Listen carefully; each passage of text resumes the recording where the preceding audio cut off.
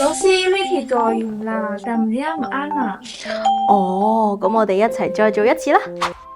好啦，咁睇翻呢條題先啦，我哋一齊讀下題目。佢話一個雙數喎，呢個數係比15要大嘅，要比18要細嘅。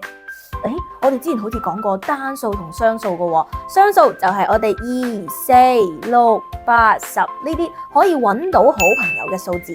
咁單數就係我哋1、3、5、7、9呢啲會有一個孤零零嘅好孤單嘅數字，係咪？所以我哋要揾嘅雙數只能夠係2、4、6、8、10、12、14、16、18、20呢啲數字。咁但係佢又講咗啦，呢個數字係比15要大，比18要細。咁我哋先寫出晒我哋剛剛數過嘅所有雙數先啦。嗱，2、4、6、8、10、12、14、16、18、20。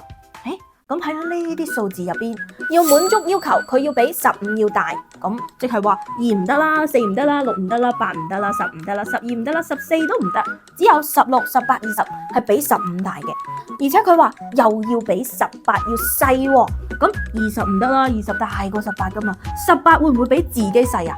梗係唔會啦，所以18係唔得嘅，只有一個答案就係我哋嘅16。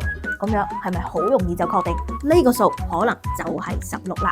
咁大家記住啦，喺做呢啲題目嘅時候，一定要讀清楚佢嘅要求，同埋數晒我哋嘅雙數或者係單數出嚟，一定要睇清楚佢滿足要求嘅嗰一個係邊個，唔好揀太多個啊！所以嗱，大家記住我哋剛剛講到嘅小方法，如果你都覺得呢條題目好簡單嘅，記得俾個 like 我啦。